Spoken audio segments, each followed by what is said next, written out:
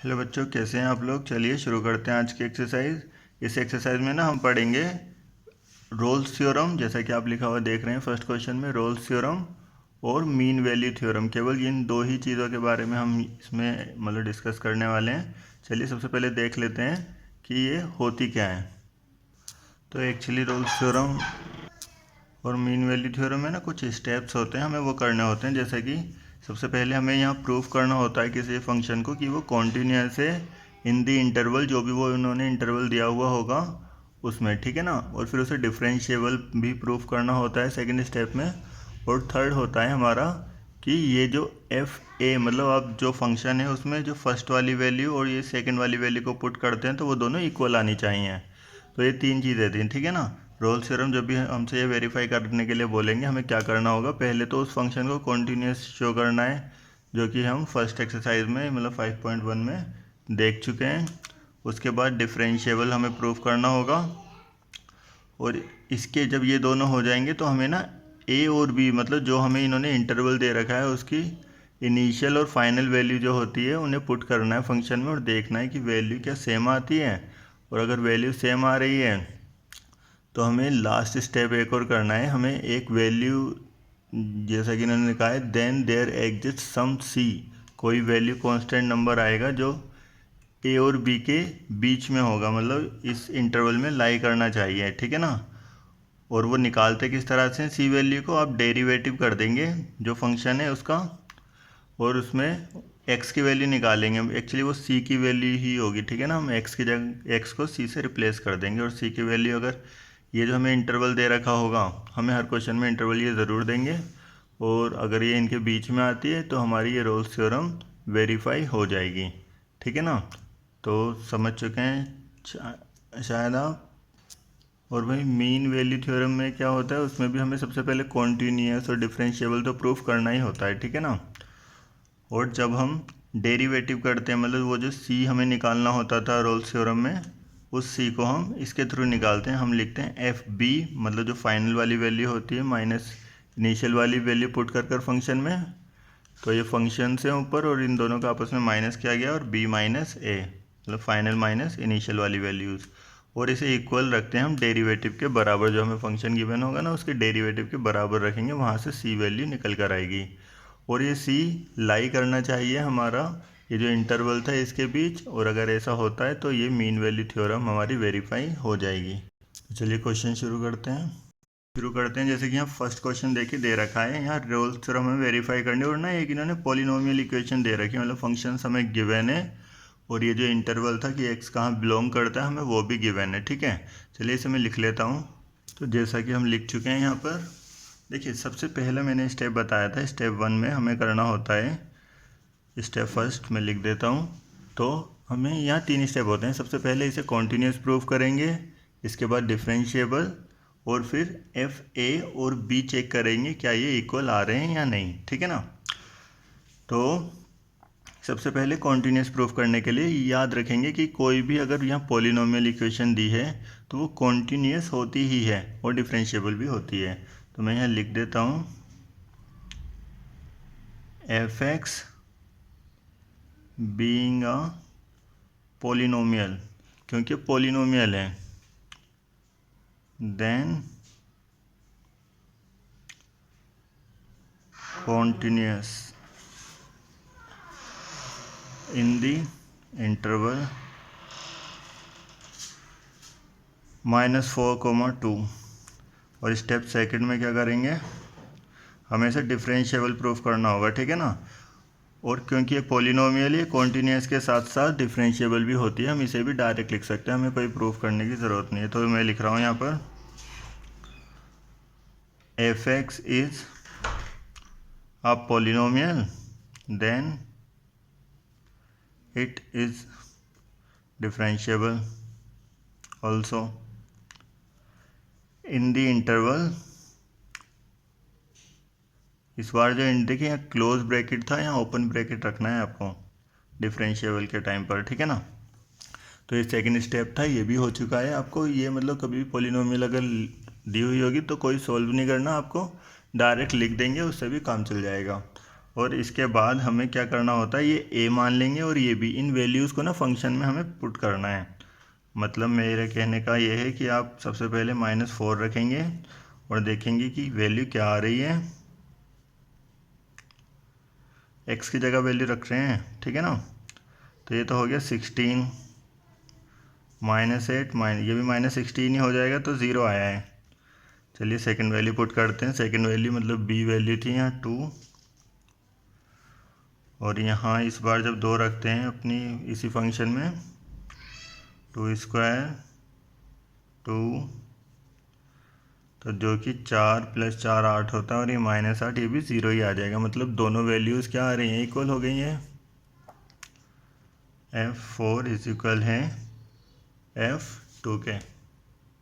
जब ये तीनों स्टेप हो जाते हैं, मतलब सबसे पहले कॉन्टीन्यूस हमने प्रूफ किया, उसके बाद डिफरेंशिएबल प्रूफ किया, और अभी लास्ट में ये जो दोनों हमें इंटरवल वाली वैल्यूज़ दी थी, ये हमने फंक्शन में वैल्यू रख कर देखें, और ये दोनों क्या आ रही हैं, दोनों बराबर आ रही हैं। तो इसके बाद हम एक ना वैल्यू फाइंड करते हैं, कांस्टेंट वैल्यू c बोला जाता है उसे, f' इज इक्वल्स टू 0 रख कर, मतलब इसके इक्वल में हम 0 रख देते हैं। और ये डेरिवेटिव है, किसका डेरिवेटिव करना है हमें, ये जो हमारी इक्वेशन थी x² + 2x - 8 का डेरिवेटिव। तो x² का डेरिवेटिव होता है वैसे 2x + 2 0, और x की जगह हमें किसका यूज़ करना है, c का। तो 2c + 2 = 0, c = -1, ये हमारी वैल्यू आई है, ठीक है ना, c की वैल्यू आई है। तो c ये जो क्या लाई कर रहा है, ये -4 और 2 के बीच में। तो हाँ, हम कह सकते हैं c बिलोंग कर रहा है a और b के बिटवीन, और c की जगह क्या है, -1, 4 और 2 के बीच ही आता है ये वैल्यू, ठीक है ना। इसके बीच में क्या क्या आती होंगी, -4 -3 -2 -1 0 1, ये सब इसी के बीच की वैल्यूज़ हैं। तो हम कह सकते हैं लाई कर रहा है, तो ये एग्जिस्ट करता है, तो रोल्स थ्योरम वेरीफाई हो चुकी है।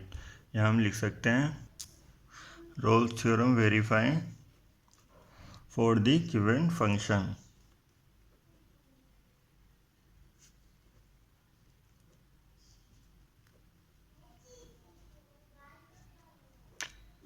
तो ये हमारा फर्स्ट क्वेश्चन कंप्लीट हो चुका है। तो सेकंड क्वेश्चन के ना 3 पार्ट हैं, और तीनों में हमें रोल्स थ्योरम ही चेक करना है कि यहाँ एग्जिस्ट करती हैं या नहीं। देखिए फर्स्ट क्वेश्चन तो मैंने यहाँ लिख दिया है, तो इसमें ना हमें वही करना है कि मतलब सबसे पहले हम कॉन्टीन्यूस प्रूफ करेंगे, चेक करेंगे, इसके बाद डिफरेंशिएबल, और फिर इसकी ये जो a और b वाली वैल्यू, मतलब फर्स्ट और सेकंड वाली वैल्यूज़ है, उसे पुट कर देखेंगे क्या वैल्यू सेम आती हैं। और अगर ये हो जाता है तो हमें एक c फाइंड करना होता है, एक थर्ड पॉइंट जो कि इसके बीच में ही लाई करता है, और वो डेरिवेटिव करने पर आता है, डेरिवेटिव को जब इक्वल के 0 के बराबर रख देता है। ओके, अगर ये सभी प्रूव हो जाता है तो हम कह सकते हैं कि रोल्स थ्योरम वेरीफाई हो गई है, अदरवाइज रोल्स थ्योरम एप्लीकेबल नहीं है, ठीक है ना, ये लिख देंगे।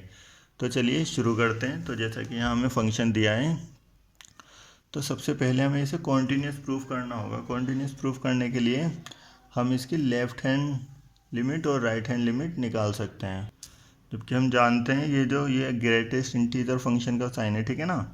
तो अगर हम इसकी लेफ़्ट हैंड लिमिट किसी भी इंटीग्रल नंबर पर जब चेक करेंगे, limit x approaches to n negative, और हमारा फंक्शन है यहाँ x,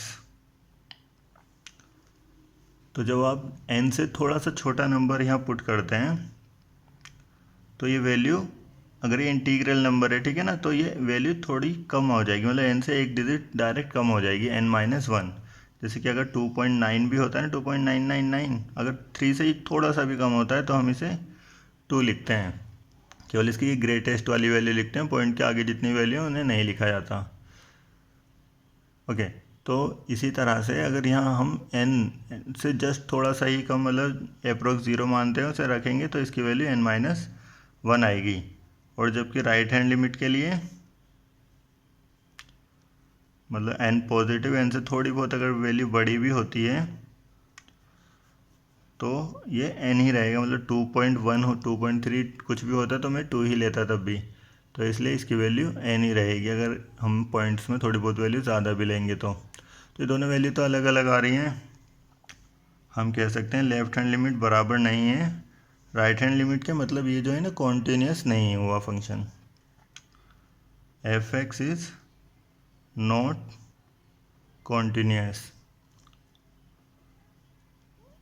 on at every integral number, किसी भी इंटीग्रल नंबर पर ये कॉन्टीन्यूस नहीं होगा। तो ये तो स्टेप फर्स्ट होता था। अभी हमें क्या फाइंड करना है, हमें चेक करना है कि ये क्या डिफरेंशिएबल है या नहीं। तो हमें डिफरेंशिएबल के लिए भी इसी तरह से करना है, हमें लिखना है डिफरेंशिएबिलिटी चेक कर रहे हैं हम at n is equals to X is equals to n मान लेते हैं यहाँ भी, और n कोई भी इंटीजर हो सकता है जो कि बिलोंग कर रहा है 5 to 9, ठीक है ना। तो देखिए डिफरेंशिएबिलिटी कैसे चेक करते हैं, लिखेंगे लेफ्ट हैंड डेरिवेटिव, इस बार लेफ्ट हैंड डेरिवेटिव आएगा, जैसे लेफ्ट हैंड लिमिट होता था ना कॉन्टीन्यूस के लिए, यहाँ डेरिवेटिव होगा। तो इसमें हम जो फंक्शन लेते हैं उन्हें इस तरह लिखते हैं कि लिमिट h अप्रोचेस टू 0, और जो भी हमने नंबर लिया है यहाँ उसे n प्लस h माइनस का एफ एन डिवाइड में आ जाएगा h, ठीक है ना। और जो h है यहाँ 0 से थोड़ा सा छोटा है, ऐसा हम मानकर चलेंगे, ठीक। तो जो हमारा फंक्शन था वो तो इस तरह से था, अगर आपको याद है तो वो इंटीजर के अंदर x लिखा हुआ था जब एफ एक्स लिख रहे थे। तो अभी क्या लिखना पड़ेगा हमें, n प्लस एच, और यहाँ n ही रहेगा डिवाइड बाय h। तो देखिए अगर n से थोड़ा बहुत कम भी होता है, मतलब क्योंकि ये नेगेटिव है, 0 से थोड़ा सा छोटा नंबर है, तो ये n-1 आएगी इसकी वैल्यू, और जबकि ये n ही रहेगा डिवाइड बाय h, और h की वैल्यू 0 थी, तो हम इसे कह सकते हैं कि यहाँ जो वैल्यूज़ आ रही हैं यहाँ लिमिट भी हमें लिखनी पड़ेगी। ऐसे लिखना पड़ेगा limit h tends to 0 negative, तो ये अप्रोक्स मतलब इन्फिनिटी वैल्यूज़ आ रही हैं हमारी, ठीक। और जब हम राइट हैंड डेरिवेटिव चेक करते हैं बिल्कुल ऐसे ही, बस यहाँ 0 पॉजिटिव लिखना है हमें, और इसके बाद हम कह सकते हैं यहाँ कि ये जो वैल्यू आएगी, क्योंकि 0 से थोड़ा ज़्यादा हो जाए, ये 0 से बड़ा है, तो यहाँ हमें n ही निकल कर आएगा। 0 से थोड़ा बहुत अगर मतलब अगर किसी भी नंबर से थोड़ा बहुत एक्स्ट्रा भी लेते हैं तब भी ये वही रहता है ग्रेटेस्ट इंटीजर फंक्शन में, और ये n आएगा डिवाइड बाय h, और n-n हो गया 0, तो ये पूरा फंक्शन 0 आ गया। देखिए ये तो इन्फिनिटी आ रहा था ऊपर वाला पार्ट, और जबकि ये 0 आ रहा है, मतलब ये डिफरेंशिएबल भी नहीं है, दोनों अलग अलग वैल्यूज़ आ रही हैं ना, नॉट इक्वल। तो कह देंगे F X is not differentiable. Okay, हमने 2 स्टेप कर चुके हैं, इसके 2 स्टेप हम इसके कर चुके हैं कॉन्टीन्यूस और डिफरेंशिएबल वाले। अभी जो थर्ड स्टेप होता है उसमें हमें वैल्यूज़ पुट कर देखनी होती है, जो इन्होंने इंटरवल दिया था 5,9, तो हम वही वैल्यूज़ इसमें पुट करेंगे। पहले 5 पुट करते हैं, जो कि ग्रेटेस्ट इंटीजर में रखने पर 5 ही आएगा, और 9 रखने पर हम जानते हैं 9 ही आएगा। तो ये वैल्यूज़ तो अलग अलग हैं, तो ये भी हमारा इक्वल नहीं आया है, तो इसका कोई भी स्टेप मतलब इक्वल नहीं है, सेटिस्फाई नहीं करता। तो हम लिख सकते हैं, देखिए F x not differentiable in interval लिख देते हैं हम -5 to 9, और हम ना यहाँ कह सकते हैं कि हमारा जो जितनी भी कंडीशन होती हैं कोई सी भी सेटिस्फाई नहीं की, तो हम लिखेंगे यहाँ पर कि it is observed that f does not satisfy all the condition of the hypothesis of Rolle's theorem, then Rolle's theorem is not applicable। तो यहाँ लिख देते हैं f does not satisfy all the condition of the hypothesis, ठीक है ना। तो हम कह सकते हैं कि Rolle's theorem not applicable, hence Rolle's theorem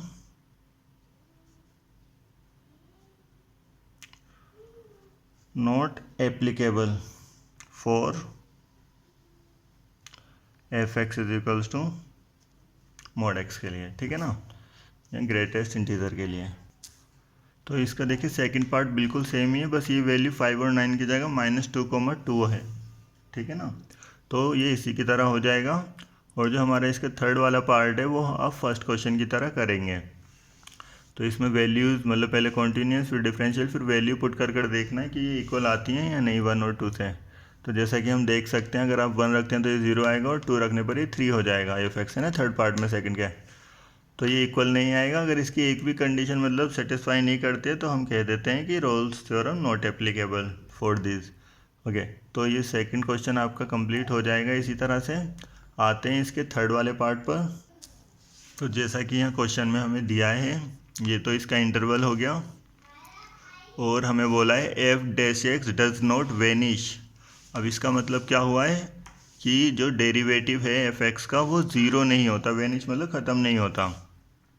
तो उसे नॉट इक्वल्स टू ज़ीरो लेंगे, देन प्रूफ करना है हमें -5 इक्वल नहीं है, मतलब एफ इज -5 जब पुट करते हैं वो बराबर नहीं आता है F5 के। तो इसे किस तरह से करेंगे, चलिए उसके लिए एक थ्योरम दिखाता हूँ मैं आपको। देखिए एक कंडीशन होती है कि जो डेरिवेटिव होता है ना ये इसके इक्वल होता है, तो आपको यही यूज़ करना है और वो वैल्यूज़ आपकी खुद से प्रूव हो जाएंगी। तो मैं लिख लेता हूँ एक बार इसे।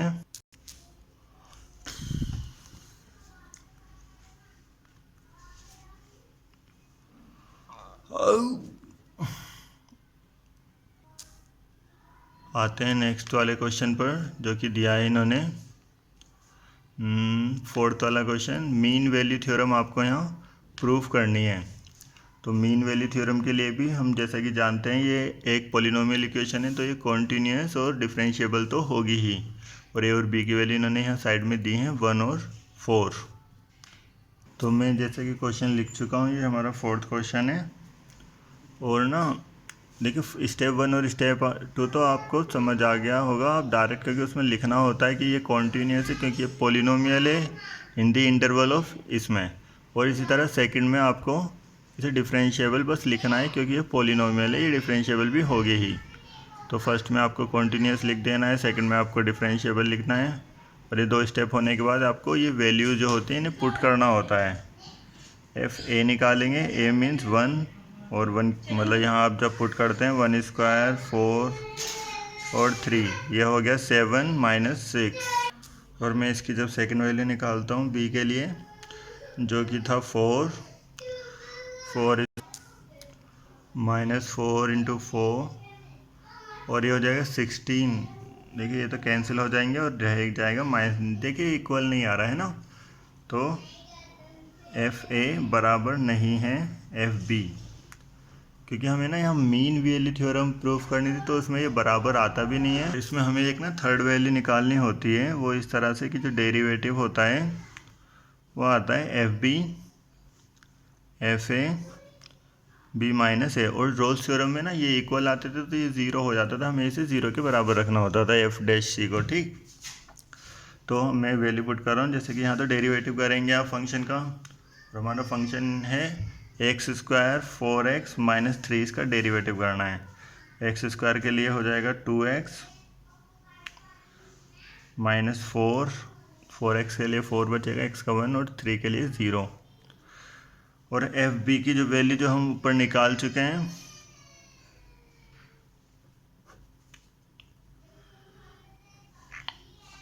ओके बी तो था हमारा 4 और ए था हमारा 1, 4,1 इस तरह से आ रहा है, और यहाँ सी रखना है हमें। तो 2c - 4 is equals to minus plus हो जाएगा, 6 से 3 जाएगा 3, और ये 1 है, 4 से 1 गया 3 जो कि आ रहा है 1। तो c की वैल्यू आ रही है हमारी 5/2। अभी देखना ये जो हमारे इंटरवल गिवन था ये क्या इसी में बिलोंग करता है, 5/2 इसके बीच में आता है 1 और 4 के। हाँ 5/2 4 से छोटा होता है और 1 से बड़ा होता है ना। तो क्योंकि ये वैल्यू सेटिस्फाई करती है तो हम कह देंगे कि ये वेरीफाई हो चुका है आपका mean value theorem. Mean value theorem को आप MVT भी लिख देते हैं, इज एप्लीकेबल। ठीक है ना, यहाँ एप्लीकेबल कर सकते हैं मीन वैल्यू थ्योरम को। ये क्वेश्चन हमारा कंप्लीट हो गया है। आते हैं नेक्स्ट क्वेश्चन पर। तो देखिए 5th वाले क्वेश्चन में भी हमें एक इक्वेशन दी है, वैल्यूज़ दी हैं, हमें इसी तरह से रखना है और हमें चेक कर इसे डेरिवेटिव को 0 के बराबर रखकर भी वैल्यू फाइंड करनी होंगी। ठीक, मीन वैल्यू थ्योरम के हिसाब से निकालनी है पहले और फिर डेरिवेटिव को भी 0 के बराबर रखकर हम वैल्यू चेक करेंगे कि सी की वैल्यू क्या आती है। और हमें 6th क्वेश्चन में बोला गया है कि mean value theorem for all 3 function given in above exercise 2, जो क्वेश्चन नंबर हमारा 2 था, इसमें 3 पार्ट दे रखे हैं। इन तीनों के लिए हमें मीन वैल्यू थ्योरम को मतलब ये इसे सेटिस्फाई करते हैं या नहीं, एप्लीकेबल है या नहीं, ये चेक करना है। तो ये आप खुद से करेंगे दोनों क्वेश्चंस। तो ये एक्सरसाइज ख़त्म हो गई है। तो अगर आप मिसलेनियस इसकी कर देखना, अगर कोई प्रॉब्लम आती है तो आप मुझे कमेंट में लिख सकते हैं, मैं मिसलेनियस के लिए एक वीडियो आगे बनाऊंगा। वीडियो पसंद आई हो तो लाइक करना। Okay, thank you, bye bye.